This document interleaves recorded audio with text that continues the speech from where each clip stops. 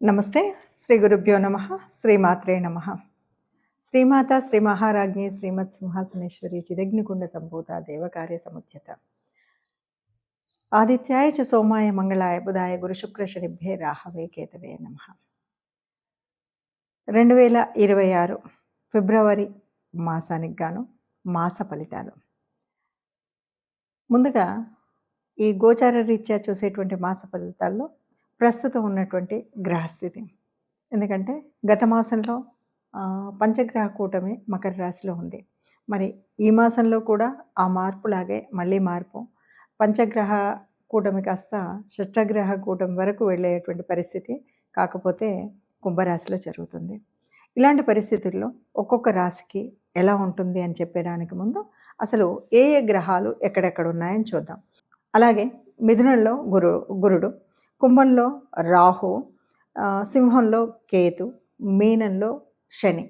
వీటితో పాటుగా మనకి గత మాసంలో ఉన్నటువంటి స్థితిని ప్రకారంగా మకరంలో రవి కుజులు. ఇది మనకు కనబడేటువంటి స్థితి. ఈ దీర్ఘకాలంగా చరించేటువంటి రాశులతో పాటు బుధుడు శుక్రుడు మార్పు అనేటువంటిది మకరం నుండి కుంభంలోకి జరుగుతుంది. ఇది గ్రహస్థితి. మరి ఇలా గ్రహస్థితి ఉన్నప్పుడు ఒక్కొక్క రాశికి వారికి ఎలా ఉంటుంది, ఈ ఫిబ్రవరి మాసం మొత్తం ఎలా ఉంటుంది అన్నది ప్రస్తుత గోచారం. ఇక వృశ్చిక రాశి. వృశ్చిక రాశి వారికి 2026 ఫిబ్రవరి నెలలో ఎలా ఉంటుంది అని చెప్తే గనక, ఇక్కడ 13వ తారీఖు వరకు, అంటే దాదాపు ఇక 2 రోజులకి ఏముంది, మొదటి పక్షం అంతా కూడా చాలా బ్రహ్మాండంగా ఉంటుంది. ఎందుకంటే 5 గ్రహాలు యోగించే గ్రహాలు ఈ రాశిలో ఉన్నాయి కాబట్టి, ఈ రాశికి అనుకూలంగా ఉన్నాయి కాబట్టి ఆర్థికంగా చాలా బాగుంటుంది, కుటుంబ పరంగా చాలా బాగుంటుంది, సంతానం విషయంలో కూడా అనుకూలమైనటువంటి విషయం ఉంటుంది. ముఖ్యంగా ఆత్మస్థైర్యము, ధైర్యము ఇవే కాదు, మిమ్మల్ని 10 మంది గుర్తించే విధంగా ఉంటాయి. అన్నింట్లో కూడా ఏ పని చేసినా కూడా విజయం సాధించేలాగా ఉంటాయి. ఇదంతా కూడా మొదటి పక్షంలో జరిగేటువంటి విషయాలు. ఒక్కొక్కటి అన్నీ కూడా మనం ఇప్పటి వరకు చేయలేనటువంటి పనులు ఒక్కొక్కటిగా చేయగలుగుతున్నాం అనేటువంటి ఒక ధైర్యం వస్తుంది. మీకే ఆత్మస్థైర్యం, నేను తప్పకుండా ఈ పని చేసి తీరుతాననేటువంటి ఒక భావం కుదురుతుంది. ఇదంతా కూడా గ్రహాల ప్రభావం వల్ల జరుగుతుంది. చెప్పాలి అంటే అన్నింట్లో విజయం సాధిస్తారు, విజయవంతంగా ఉంటారు. మొదటి పక్షం అంతా కూడా హాయిగా సాగుతుంది అని చెప్పచ్చు. ఇక రెండవ పక్షంలోకి వచ్చేసరికి చతుర్థంలోకి, అంటే 13 తర్వాత రవి ఏమవుతాడు, రవి మారుతాడు. ఆ తర్వాత చివరిలో కుజుడు కూడా వచ్చి కలుస్తున్నాడు. రాహు కానీ కుజుడు కానీ రవి కానీ వీళ్ళు ఎక్కడైనా కలిశారంటే మనకి ఇబ్బంది కలుగుతుంది అన్నటువంటి విషయం తెలిసిందే. ఇంతే కాదు, ఇక్కడ ఒక భయంకరమైన విషయం ఏంటంటే, మనకు తెలియకుండానే మన రహస్యాలు కానీ కుటుంబ రహస్యాలు ఏవైతే ఉన్నాయో అవి బయటపడతాయి. అంటే ఇప్పటి వరకు ఎంతో గుట్టుగా కాపాడుకుంటూ వస్తున్నటువంటి కొన్ని సమస్యలు, కొన్ని విషయాలు ఇప్పుడు ఇలా రవి కుజులు కానీ రాహువులు కానీ కలిసినప్పుడు ఏమవుతుందంటే ఆ కుటుంబ విషయాలు బట్టబయలైనటువంటి పరిస్థితి ఉంటుంది. కాబట్టి ఈ విషయంలో చాలా జాగ్రత్తగా ఉండాలి. తర్వాత కొన్నిసార్లు క్షణిక ఆవేశంతో మనం చేయకూడని పనులు చేస్తూ ఉంటాం. ఆడవని మగవనివ్వండి, స్త్రీ పురుష భేదం లేదు. క్షణికావేశంలో కొన్నిసార్లు మనం ఈ రోజులలో చూస్తున్నాం, అనుకోకుండా భర్తను చంపిన స్త్రీలు, భార్యను చంపినటువంటి స్త్రీలు, లేదా పిచ్చి అక్రమ సంబంధాలు, ఇలాంటివన్నీ కూడా క్షణికావేశంలో చేసేటువంటివి ఉంటాయి. ఇలాంటి ఇబ్బందులు ఏవి రాకుండా ఉండడానికి బాగా ఆలోచన విధానం, మానసికంగా కాస్త అంటే మెడిటేషన్ లాంటివి చేసుకుంటూ చాలా జాగ్రత్తగా ఉన్నట్టయితే ఇవి ఏవి ఇబ్బందుల్లాగా లేకుండా ఉంటాయి. ఇక ఉద్యోగంలో కానీ రెండవ పక్షంలో అంతా కూడా కొంచెం ఇబ్బందులు అయితే ఉద్యోగ విషయం దగ్గర కానీ, లేదు చదువులో కానీ ఇలాంటి కొన్ని ఇబ్బందులు ఉంటాయి. కాబట్టి ఈ ఇబ్బందులు ఇవి ఏవి రాకుండా చేయాల్సినటువంటి స్తోత్రం కానీ, చేయాల్సిన ఆరాధన కానీ ఏదైనా ఉందా అంటే ఆదిత్య హృదయం చదువుకోవడం, సూర్య ఆరాధన చేయడం. ఇది మొదటి పక్షమా రెండవ పక్షమా ఆలోచించకుండా 2 పక్షాల్లో ఈ పని చేసినట్టయితే మొదటి పక్షంలో బాగుంటే ఇంకా మంచి జరుగుతుంది. రెండవ పక్షంలో అనుకూలంగా లేదు కాబట్టి ఆ అననుకూలతను తగ్గిస్తుంది. అందువల్ల 2 పక్షాల్లో కూడా సూర్య ఆరాధన చేయడం అనేటువంటిది మర్చిపోకుండా చేయవలసినటువంటి విధి. ప్రస్తుతం ఇప్పుడు మనం చూస్తున్నటువంటి గోచారం ఇది ఫలితాలు అని మనం చెప్పడానికి ముందుగా ఒక మాట చెప్పాలి. ఎప్పుడైనా సరే ప్రతిరోజు నిత్యం గ్రహాల మార్పు అనేది జరుగుతూనే ఉంటుంది. సరే, కొన్ని గ్రహాలు ఒక నెల పట్టొచ్చు, కొన్ని 30 రోజులు, కొన్ని 45 రోజులు, ఇలా మనకు తెలుసు. గ్రహాలు మారుతున్నప్పుడు తప్పనిసరిగా ఆ గ్రహ ప్రభావం అనేది మన మీద పడడం అనేది సహజం.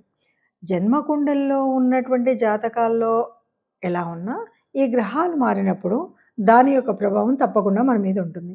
కాబట్టి మనం ఎందుకు ఈ 10 రోజులకి, వారానికి, వారం వారం ఎందుకు చూసుకోవాలి? ఈ గ్రహస్థితి, ఈ గోచారం వల్ల వచ్చేదేంటి అన్నది ఆలోచిస్తే గనుక తప్పనిసరిగా మనకు రాబోయే ప్రమాదాలే కాదు, లాభాలే కాదు, మన అసలు మానసిక స్థితి ఎలా ఉంటుంది? దీనికి ఎందుకు మనం ఏదైనా ఒడిదుడుకులు ఉన్నప్పుడు ఏం చెయ్యొచ్చు? ఏ రకమైనటువంటి పరిహారాలు చేసుకోవచ్చు? అనేటువంటి విషయం తెలియాలి కాబట్టి తప్పనిసరిగా గ్రహస్థితిని చూసుకోవాలి. ఇది మొట్టమొదటి విషయం. సరే, అలా అన్నప్పుడు మరి ఈ గ్రహస్థితిలో కొన్ని అంటే మీరు చెప్పారండి, లేదంటే ఇంకెవరు చెప్పినా కూడా మేము చూసినప్పుడు ఒక 15% లేదంటే 30% వరకే మాకు అనిపించింది అనేవాళ్ళు కూడా కొంతమంది ఉన్నారు.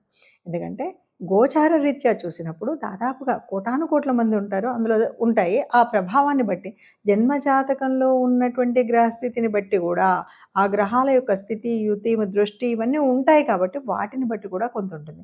ఈ గోచార రీత్యా జరిగేది ఏంటంటే ఇప్పుడు కుజుడు ఇలా ఉన్నాడు, కుజుడు జన్మంలో ఉన్నాడు కాబట్టి ఈ ఈ రకమైన ప్రమాదాలు జరగొచ్చు. కాబట్టి ప్రమాదాలు, రక్తము స్థితో ఇవి మనకు కనబడతాయి కాబట్టి జాగ్రత్తగా ఉండమని చెప్పడం కోసమే చెప్పేటువంటి పరిస్థితి.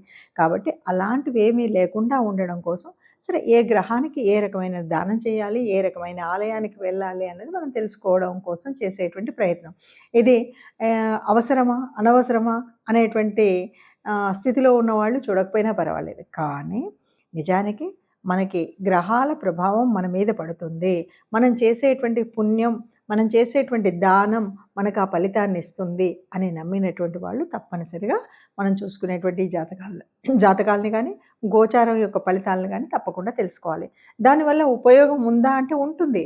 ఎందుకు, ఎలా ఉంటుంది అంటే ఇంతవరకు మనం ఎదురు చూస్తున్నటువంటి ఎన్నో రకాల ప్రయాణాలు ఉండొచ్చు, ఎన్నో రకాల విదేశీ యానం కోసం ఎదురు చూస్తూ ఉండొచ్చు. మరి 12లో ఉన్నటువంటి గ్రహ సంచారం అంతా కూడా దానికి అనుకూలంగా ఉన్నది. ఆ సంగతి తెలియక మనం ఇప్పుడు ప్రయత్నం చేయకపోతే ఆ అవకాశం కోల్పోయేటువంటి పరిస్థితి ఉంటుంది. అలాగే కొన్ని ప్రమాదాలు పొంచి ఉన్నప్పుడు కాస్త జాగ్రత్తగా ఉంటే ఆ ప్రమాదాల నుండి తప్పుకునేటువంటి అవకాశం ఉంటుంది. అందుకని మంచికైనా చెడుకైనా గ్రహస్థితి అనేది మనకు తెలియాలి కాబట్టి తప్పనిసరిగా గోచారరీత్యా ఉండాలి. ఇక్కడ ఒక విషయం ఎవరు చెప్పినా దాదాపు గ్రంథాల్లో నుండి చెప్పినప్పటికీ కొద్దిగా పరిశీలన, అనుశీలన అనేది అనుభవాన్ని బట్టి వస్తుంది. ఈ పరిశీలనలో మనకు నచ్చినట్టయితే మనం ఫాలో అవుతాం, నచ్చకపోతే ఫాలో అవ్వం. కానీ ఇక్కడ ఎవరైనా సరే ఎవరు చూసినా ఒక్కొక్కరు ఒక్కొక్కరి రకంగా చూసినప్పటికీ గోచారంగా ఈ గ్రహం వల్ల ఈ బెనిఫిట్ ఉంటుంది, ఇది ఉపచయ స్థానంలో ఉంది, లేకపోతే ఇది వ్యయంలో ఉంది అనేటువంటిది అందరికీ తెలిసిందే. అయినా దాన్ని పరిశీలించే విధానం కొంత తేడా ఉంటుంది కాబట్టి దాన్ని బట్టి మనం ఇచ్చేటువంటి ఫలితాలు ఎలా ఉంటాయో తెలుస్తాయి.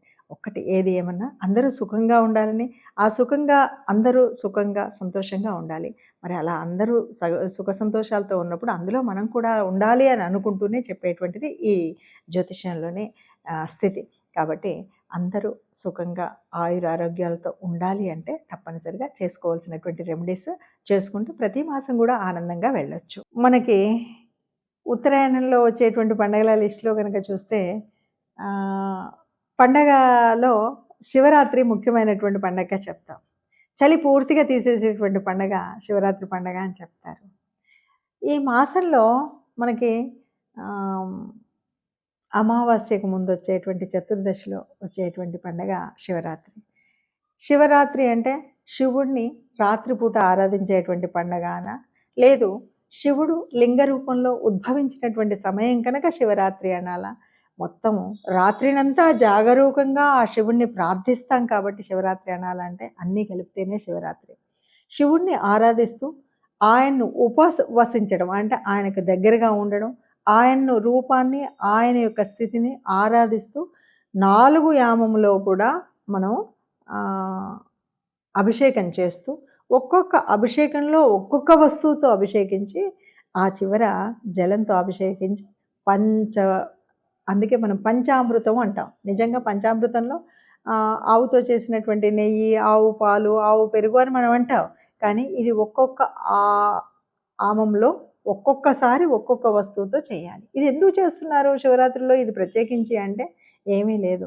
నువ్వు నిజంగా ఉపవసించి అంటే ఏమీ తినకుండా స్వామి మీద మాత్రమే ధ్యాసతో ఉంటూ జాగరణ చేస్తున్నటువంటి సమయంలో నీకు ఏ రకమైన అనారోగ్యం కలగకుండా ఆ అభిషేకించినటువంటి ఆ స్థితి నుండి నువ్వు తీసుకునే ప్రసాదం ద్వారా నీకు శక్తి పొందడం కోసం ఇచ్చినటువంటి ఒక అద్భుతమైనటువంటి ఒక ప్రయత్నం ఒక అద్భుతమైనటువంటి ఉపాయం అని చెప్పాలి. అలా శివరాత్రిలో ఉంటుంది. సరే, శివరాత్రి గురించి మనం ఎంత చెప్పుకున్నా, శివుడి కథలు ఎంత చెప్పుకున్నా, శివపురాణంలో మనకేమున్నా మొత్తానికి బ్రహ్మ, విష్ణు, మహేశ్వరులలో ఆదిదేవుడైనటువంటి ఆ శివుడు లింగరూపం దాల్చినటువంటి ఒక అద్భుతమైనటువంటి ఘట్టం ఈ ఘట్టం.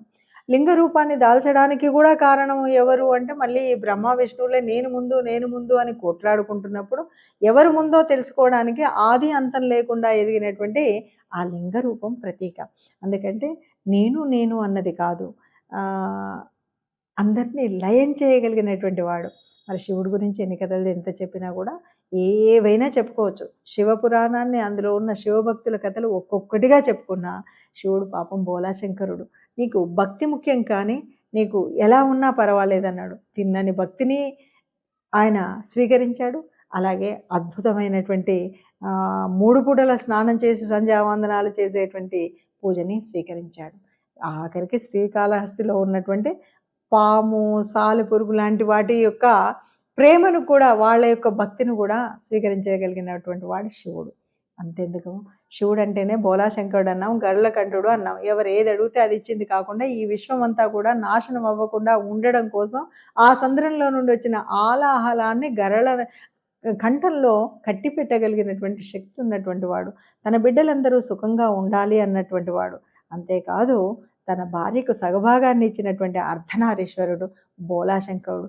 ఏ రాక్షసుడైనా ఎవరైనా ఎప్పుడు ఏది అడిగినా వాళ్ళకి తపస్సు చేశాడంటే వరం ఇచ్చినటువంటి శంకరుడు బోలాశంకరుడు. మరి అలాంటి శంకర తత్వాన్ని తెలుసుకోవడం కోసం, శివ తత్వాన్ని తెలుసుకోవడం, శివ పూజ ఎలా ఉంటుంది అంటే ఆ లింగాకారంలో ఉన్నటువంటి నేను ఏ ఆకారము నాకు లేదు, ఆది అంతం నాకు లేదు, అయినా సర్వాంతర్యామినైనట్టు నన్ను మీరు ఎక్కడ ఆరాధిస్తే అక్కడ మీకు ప్రేమను కురిపిస్తాను మీకు అని ఆయన కృపను అందించినటువంటి పండగ శివరాత్రి. మరి ఆ శివరాత్రిని చక్కగా మనస వాచ కర్మణ మన పద్ధతిలో చేసుకుంటూ మన సంస్కృతిని, సంస్కారాన్ని కాపాడుకుందాం. ఈ మధ్య కొందరు అడిగినటువంటి ప్రశ్నలకు నాకు చాలా వింతైనటువంటి ఆలోచన వచ్చింది. ఎందుకంటే మనం పెళ్ళిళ్ళు అనగానే ఎవరైనా పిలిస్తే పెళ్ళిళ్ళకి వెళ్ళినప్పుడు తప్పనిసరిగా వాళ్ళ కార్డు వచ్చింది మొదలు మన ఆలోచన విధానం మారుతుంది. ఎట్లా ఉంటుంది అంటే ఆ రోజు ఎలా వెళ్ళాలి, ఏ చీర కట్టుకోవాలి, ఏ సొమ్ములు వేసుకోవాలి, ఎవరితో వెళ్ళాలి, ఎప్పుడు వెళ్ళాలి, ఎప్పుడు రావాలి, ఇంత ప్రణాళిక ఉంటుంది. ఇన్ని ప్రణాళికలు ఉన్నప్పుడు ఒక్క విషయాన్ని మర్చిపోతున్నాం. మన ధర్మంలో చెప్పింది ఏంటంటే సుఖం కంటే కష్టానికి తప్పనిసరిగా వెళ్ళాలి. అదేవిధంగా వాళ్ళకి కష్టం వచ్చినప్పుడు పొరపాటున మనం అనుకున్నటువంటి శుభకార్యం కాకుండా ఒక అశుభం జరిగింది, వాళ్ళ ఇంట్లో ఒక చావైంది.